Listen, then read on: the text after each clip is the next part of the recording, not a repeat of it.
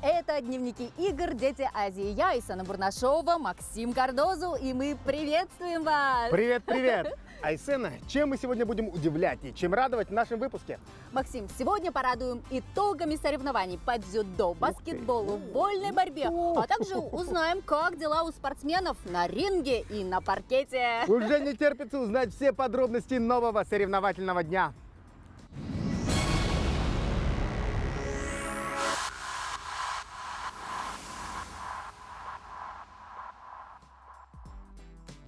В борьбу за золото вступают юные дзюдоисты, и этот вид единоборств считается самым популярным в мире.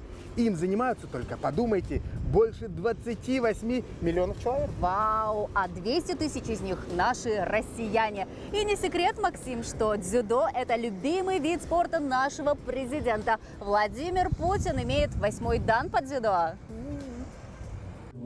Не секрет, что боевые единоборства, такие как тэквондо, дзюдо и карате, пользуются большой популярностью у поклонников спорта, потому что здесь в первую очередь все очень зрелищно, ну а во вторую, конечно, неожиданно, потому что неизвестно, что в какой момент может произойти на татами. Дзюдо – это не просто спорт. В первую очередь, это философия уважения к старшим и, разумеется, к сопернику. Да и более чем известно, что азиатские народы – любители единоборств. Через многие века они несут традиционные виды спорта, которые сегодня вышли на мировой уровень.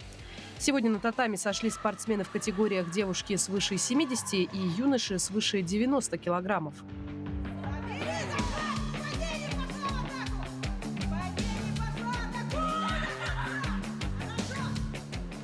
Первые награды принимающей стороне принесли воспитанницы Бадоржа Гамбадоржа, Лейла Неупокоева и Евгения Чесибиева. В их копилке наград по одной бронзовой медали для сборной нашей республики. Серьезно настроены были и спортсмены из Беларуси, выступления которых на нынешних играх дебют. Для меня, скорее всего, это будет больше опытом каким-то, потому что медаль забрать не получилось, к сожалению. У меня немного получше. Я стал, получается, третьим. Но тоже не все получалось, что хотел. Победы юные спортсмены посвящают своим родным и тренерам. В силах уверены все дзюдоисты, однако на татами может произойти все, что угодно. Соревнования по дзюдо в рамках игр «Дети Азии» проводятся аж с 1996 года. Самой постоянной страной-участницей во всех видах соревнований является Республика Казахстан. Готовились ребята серьезно, не будем исключать и фактора фортуны, которая сегодня оказалась на их стороне. В целом неплохо. У нас первый день 4 медали, 1 золото, 3 бронзы. Второй день у нас 1 золото, 1 серебро и 1 бронза. И сегодня мы еще боремся, ждем финальный блок. Девочка весовой категории свыше 70 килограмм у нас становится победителем данных игр. Но еще в процессе, еще борьба идет у нас. В целом настроены очень уверенно. Настрой очень хороший, да, у нас очень сильные ребята. Мы на этот турнир готовились очень осознанно. У нас было 2 этапа подготовки к этому турниру, поэтому думаю, что у нас будет и не 1 золото. Надеюсь, что сегодня мы порадуем 2 золотыми медалями нашу страну и весь наш народ. Достижение победы атакующий борец должен либо выполнить бросок соперника на татами на спину, либо провести удержание на 30 секунд, или же болевой или удушающий приемы. Экшен происходит во время схватки и в голове у спортсмена, что помогает достичь успеха. Тяжело, много не получалось, потом поймал на ошибки. В дзюдо важно и нужно уважать всех. Благодаря этому качеству выигрывают сильнейшие. Подход тренера к воспитаннику тоже оказывает влияние. Кто-то обладает строптивым характером, кто-то, напротив, спокоен, как скала. В дисциплине дзюдо разыграют 17 комплектов медалей как среди юношей, так и среди девушек. Финальные схватки покажут, кто подарит своей команде значимый результат. Впрочем, одно известно точно – эти соревнования определенно станут трамплином в большой спорт для юных дзюдоистов. Надежда Саханская, Георгий Григорьев. Йоу-йоу-йоу, Максим, как тебе мои брейк-данс движения? Сомнительно, но ладно. Я бы с удовольствием, Айсена, посмотрел в твоем исполнении на па из ча-ча-ча или танго. Вот как. Да. А вот на играх «Дети Азии» соревнования по танцевальному спорту проходят сразу по 2 дисциплинам – брейкингу и двоеборью. Так что каждый найдет себе вид танца по душе. В дисциплину двоеборья входят две программы. Европейская – это медленный вальс, танго, венский вальс, медленный фокстрот, квикстеп. И латиноамериканская, в которую входят самбо, ча-ча-ча, румба, пасадобль и джайв. 10 разновидностей танцев, отличающиеся по характеру, технике и темпу. Спортсмены должны не только в совершенстве владеть техникой и иметь потрясающую физическую форму, а также артистизм и индивидуальный стиль.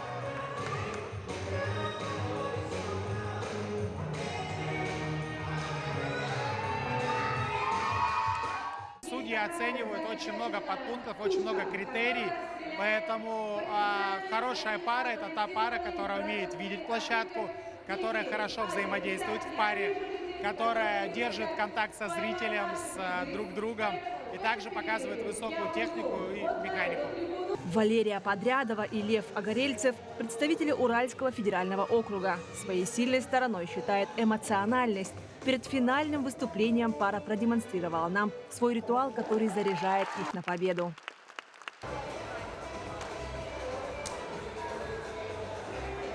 Мы умеем очень хорошо показывать свои эмоции, вот как раз-таки отдавать энергию и, как Лёва сказал, устраивать шоу.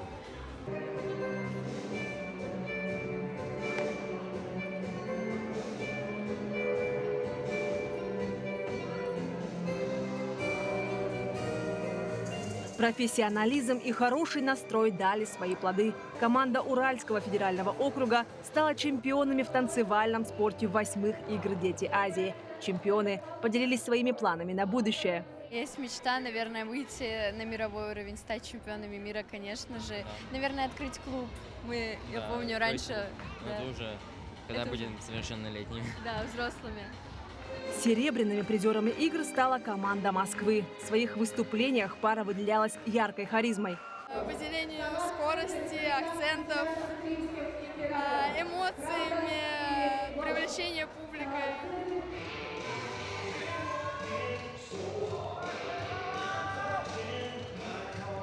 Ребята выступили достойно, высоко оценили отзывчивую публику и организацию и также поделились своими планами на будущее. Я хочу стать тренером в будущем, открыть свою танцевальную школу. У него тоже явно много планов. Я хочу очень развиться в танцевальном плане, стать высокооплачиваемым тренером и построить свою школу танцев и открыть свой танцевальный ресторан. Танцевальный спорт в программе игр «Дети Азии» был только в 2008 году. Спустя 16 лет дисциплина вернулась в игры и порадовала зрелищными выступлениями и высоким уровнем исполнения номеров. Организаторы и зрители надеются, что в следующих соревнованиях дисциплина соберет еще больше представителей с разных стран. Марферина Алексеева, Станислав Потапов. Айсена, вот как ты думаешь, в каком командном виде спортсмены используют мяч и при этом драйвовая музыка играет очень важную роль? Ну, если речь идет о команде, мяче и музыке, то это художественная гимнастика. Да, ты абсолютно права. Но я сейчас говорю о баскетболе 3 на 3. Представляешь? Там все эти элементы тоже важны. Давайте скорее узнаем, кто стал властелином баскетбольного кольца.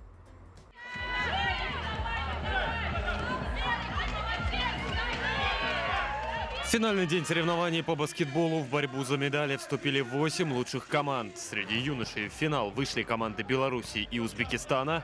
За третье место сыграли Таиланд и Уральский федеральный округ. Среди девушек за золото сражались Беларусь и Урал, а за бронзу сборные Якутии и Казахстана.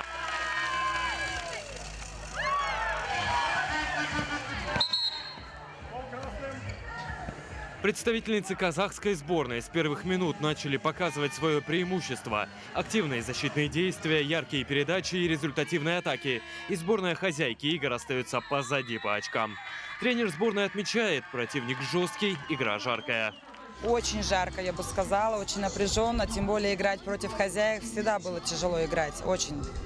Но мы настраивались, мы знали, что будет очень жарко, мы настраивались. Девчонки у меня были настроены, они шли к этой победе осознанно, хочу сказать, насчет этого молодцы они. Потому что медали такого уровня мы еще не завоевывали, это для нас первые медали, и я считаю, это уровень классный.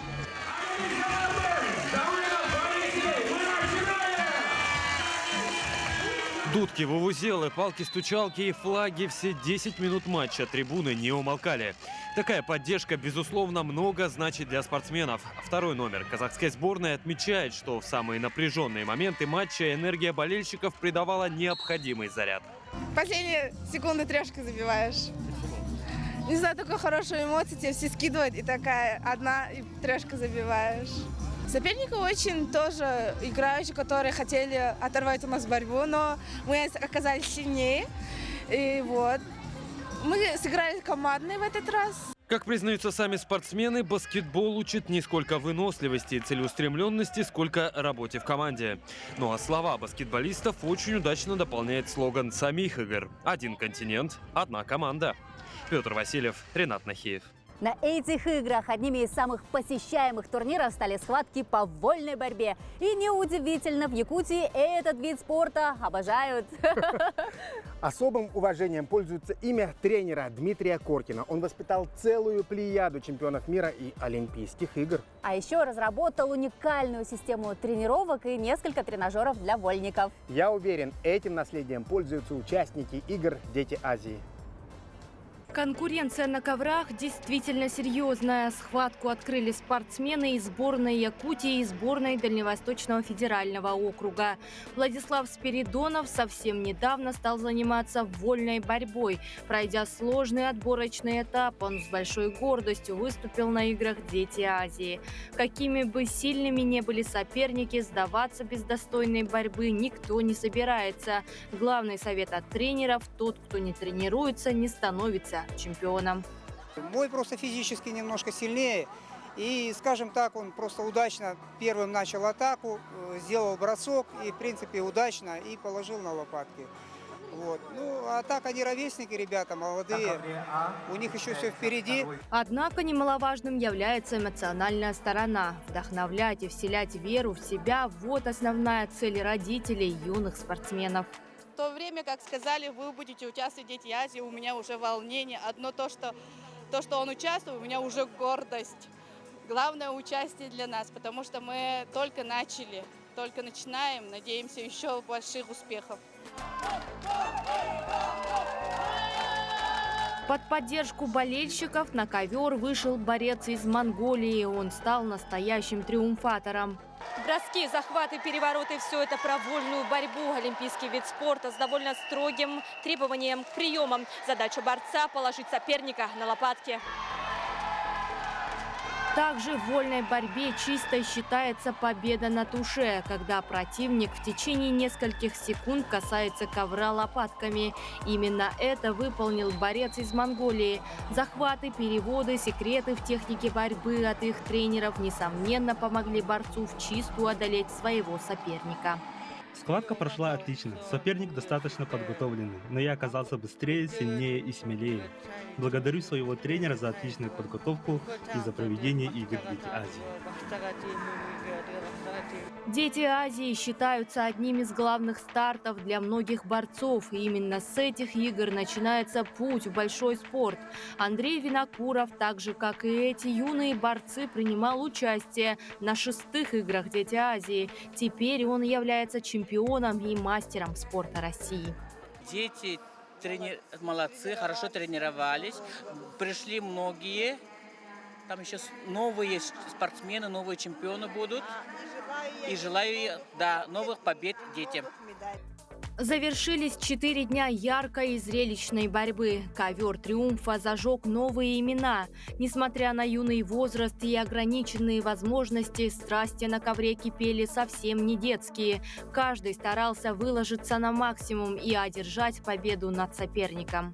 Даяна Федорова, Иван Сорокаумов, Иннокентий Соловьев. Максим, а ты знал, что название кикбоксинг придумал Чак Норрис? Конечно, это довольно молодой вид спорта. Он начал активно развиваться только в 70-е. Сочетает в себе элементы бокса, карате и тэквондо. Да, а еще спортсмены наносят удары руками и ногами только в боковые и передние части тела выше пояса. Такие правила. Кикбоксинг впервые представлен на играх «Дети Азии». Давайте посмотрим репортаж наших коллег.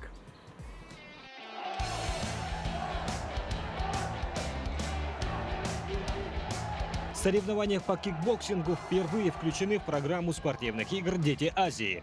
Бои проходят в разделе «Full Contact с лоу-киком». Это один из самых зрелищных дисциплин кикбоксинга. На соревнованиях заявлено не так много участников, но от этого уровень соревнований не сильно пострадал. Конкурентные бои проходили в каждом поединке. Юные файтеры яростно бились за каждое очко и точное попадание. Член сборной Якутии Машади Гусейнов кикбоксингом занимается 6-й год. Выступает в весовой категории 51 килограмм. За право выйти в финал спортсмен провел бой с москвичом. На протяжении всех 3 раундов Машади работал точными комбинациями. Упор делал на лоу-кике. Ну, ног побольше, во-первых. Рук немного полегче поработать, чтобы хватило на все раунды. Ну и все, в принципе. А дальше комбинации, там все такое. Я понял то, что лучше начать с легких ударов, чтобы под конец боя мне хватило на взрыв. Но я думаю, он начал бой слишком сильно напряженно, и поэтому к 3-му раунду он сильно устал. Дома и стены помогают. Поддержать юного спортсмена приехала вся его семья. Особо волновалась и болела за любимого внука бабушка Судаба Гусейнова. Сердце мое, вот Машади. Мама всегда идет, папа идет. Времени у меня нету. Сегодняшний день я была. Вот вся моя семья. Якутская школа кикбоксинга на высоте. До финала соревнований по кикбоксингу 8-х спортивных игр «Дети Азии» дошли 8 спортсменов из 10 участвующих.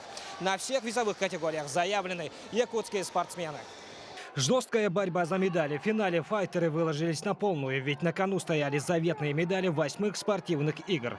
Эти спортсмены войдут в историю игр как первые медалисты кикбоксинга на Детях Азии. Матвей Лобач из Сибирского федерального округа на этих соревнованиях провел 2 боя. В финале он встретился с якутским спортсменом.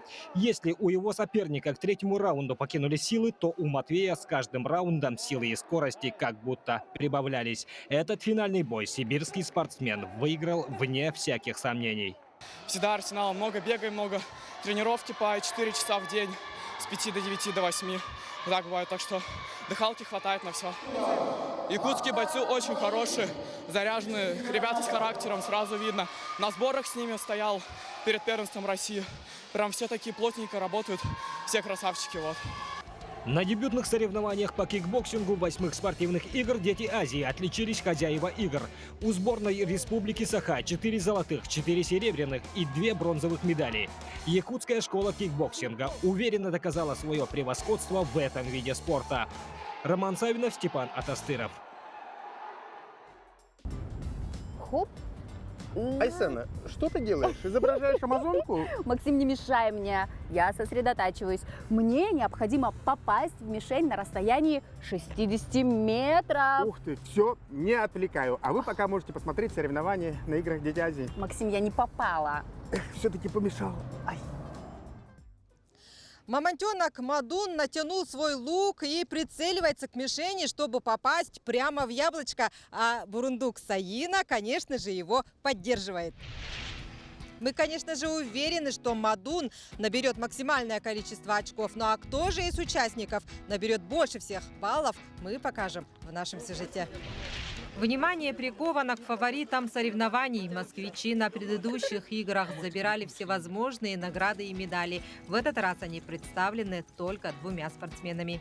Несмотря на то, что нас так мало, мы рассчитываем достаточно высокие результаты. Привезли сильнейших в этом возрасте. Вот. Команда для нас, в общем-то, не новая. 60 метров мы регулярно стреляем в Москве, отбираемся. А вот лучник из Кыргызстана участвует на играх «Дети Азии» уже во 2-й раз. Так получилось, возраст совпал. Во Владивостоке ему было всего 11 лет. Но и здесь Лутфулла младше всех своих соперников. Не с главным тренером пошел, и мандраж был у меня тогда. Вот сейчас нормально. Сейчас хоть не последний, но нормально. В списке участников 3 мастера спорта из Беларуси, Урала и Дальнего Востока. А всего на огневой рубеж вышло 47 спортсменов. У нас сильные спортсмены российские, конечно, из Дальневосточного федерального округа. И интересно, что все команды представлены спортсменами из разных регионов своих округов. То есть это тоже здорово, что каждый регион смог направить, ну не каждый, конечно, но сильнейшие спортсмены из своих регионов приехали участвовать. То есть отбор был серьезный. Здесь много тех, кто участвовал на играх «Дети Азии» в разное время, а сейчас они выводят уже своих подопечных. Среди них чемпион игр 2012 года Михаил Тимушин. Все зависит только от самих ребят. Они как бы управляют своей стрельбой. Я уже все, что мог сделать, сделал на тренировках, а тут я могу их только направить, подуспокоить и все. Почетный гость, серебряный призер Олимпиады в Рио-де-Жанейро Туяна Дашидаржиева уверена, что игры «Дети Азии» – стартовый толчок в большой спорт. 12 лет тому назад она на якутской земле, на этом же самом стадионе «Юность» познала вкус победы. В комплексе вот всего соревнования вообще отличные для 16-летнего возраста, просто идеальные. И мне кажется, сейчас вот наши спортсмены получают огромное удовольствие от них. Дети Азии. Один континент, одна команда. По итогам первого дня лидируют Алдар Матвеев из Сибири и Александра Цыденова из Дальнего Востока. Но самое интересное впереди. Спарринги в личке и в команде. Евгения Егорова, Виктор Олесов. Это был выпуск дневников игр «Дети Азии». Смотрите нас каждый день и будьте в курсе самых интересных событий. Пока!